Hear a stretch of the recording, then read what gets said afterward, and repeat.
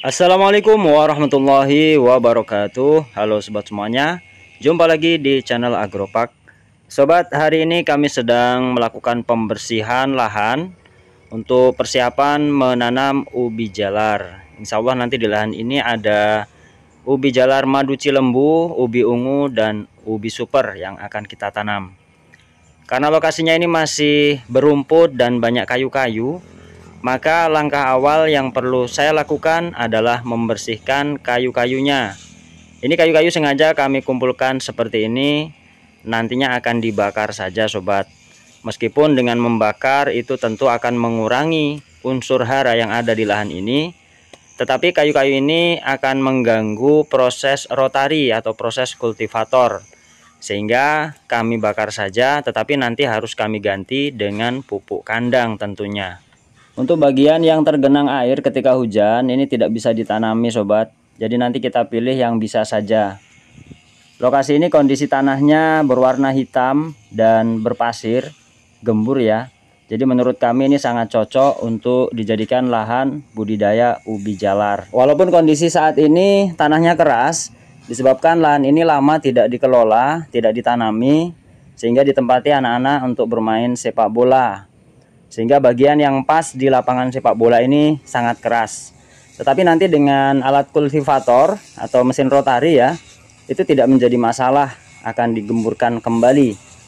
Untuk rumput yang ada di lokasi ini yang berukuran pendek, itu tidak perlu kita semprot, tidak perlu kita bersihkan. Nanti langsung dihancurkan oleh mesin rotari supaya bercampur dengan tanah, sehingga nantinya rumput-rumput itu akan lapuk, terurai menjadi kompos kembali. Sementara untuk rumput yang ukurannya agak tinggi, lebih dari 30 cm, itu kita babat dulu sobat, menggunakan mesin babat seperti ini ya. Harus dibersihkan. Jika rumputnya tidak terlalu tebal, maka tidak perlu dipinggirkan, biarkan saja di lahan, nanti dihancurkan oleh mesin rotari. Tetapi jika rumputnya itu banyak rumput tali-tali atau rumput yang keras ya, batangnya berkayu, maka nantinya rumput-rumput ini setelah dibabat harus kita kumpulkan di pinggir supaya tidak mengganggu pisau rotari dalam bekerja. Apalagi kalau rumput tali-tali ya yang melilit, itu akan menyulitkan tukang rotarinya nanti.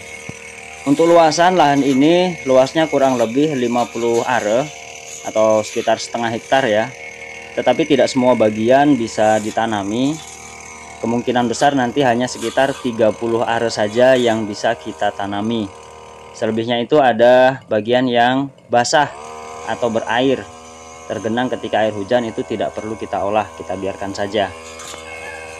Proses pembabatan lahan ini memakan waktu 3 hari sobat. Untuk ongkos harian pekerja mesin babat di daerah kami itu kisaran Rp150.000. Tetapi alat dan bensin kita yang tanggung ya, pemilik kebun atau pengelola kebun yang menanggungnya. Jadi pekerja hanya siap kerja saja, tetapi peralatan, bahan-bahan semua ditanggung oleh pengelola kebun. Nah, waktu 3 hari ini untuk lahan kurang lebih setengah hektar ya, itu dilakukan oleh 2 orang pekerja babat. Kalau hanya sendirian mungkin bisa memakan waktu sampai 6 hari. Nah, untuk mempercepat waktu di sini saya pakai 2 orang sekaligus. Dua-duanya langsung membabat.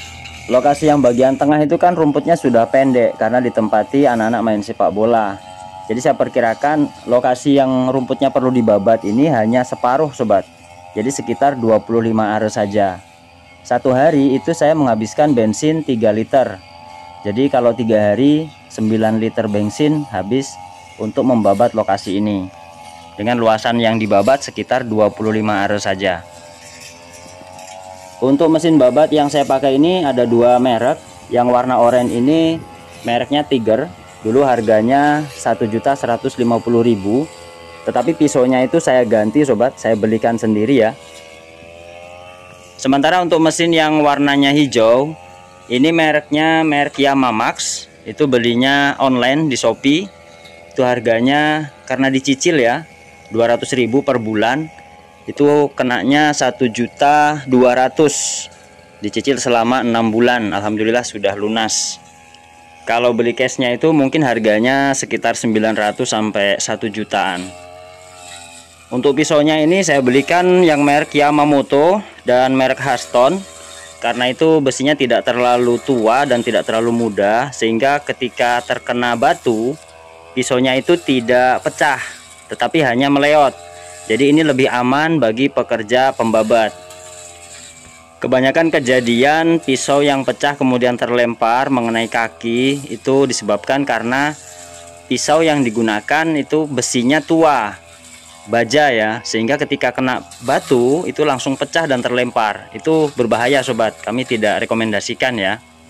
Bagi pemula yang baru belajar menggunakan mesin babat, maka kami sarankan menggunakan senar, jangan menggunakan pisau dulu, tetapi latihannya nanti pada rumput-rumput lunak. Tetapi untuk kondisi rumput seperti di lahan ini yang banyak berbatang kayu ya, rumputnya keras, maka memang harus menggunakan pisau, tidak bisa menggunakan tali senar.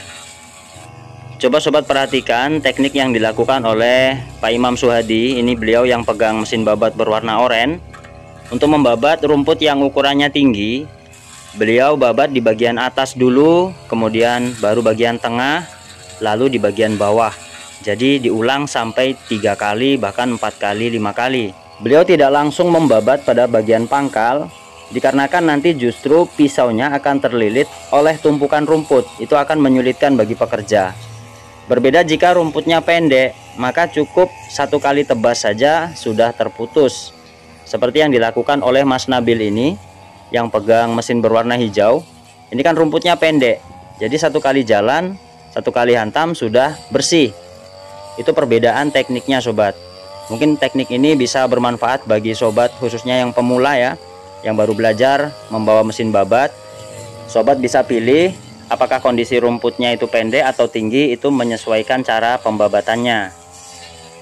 Mengapa saya lebih memilih membabat dibandingkan menyemprot? Karena jika disemprot nanti rumputnya itu akan ulet, jadi menyulitkan pekerja rotarinya. Tetapi kalau dibabat hancur lebur ya, ini nanti justru akan menambah pupuk organiknya sobat. Rumput-rumput ini akan tercampur pada saat proses rotari, itu akan terurai ke dalam tanah ya, menjadi tanah kembali dan menjadi pupuk organik yang gratis. Setelah proses pembabatan lahan selesai, barulah kita masuki tahap selanjutnya, yakni penggemburan tanah. Penggemburan tanah kali ini kami menggunakan mesin kultivator, menggunakan mata pisau rotari untuk menghancurkan tanah. Untuk pembahasan tentang penggemburan tanah ini akan kami bahas pada video selanjutnya. Berapa biayanya, apa saja manfaatnya, insya Allah next video ya. Demikianlah sobat sekilas informasi yang bisa kami sampaikan. Semoga ini bermanfaat untuk sobat semuanya. Jika bermanfaat silahkan like, share, bagikan ke kawan-kawan lain lewat media sosial, WhatsApp, Facebook, dan sebagainya. Terima kasih semua yang sudah nonton. Sampai jumpa. Assalamualaikum warahmatullahi wabarakatuh.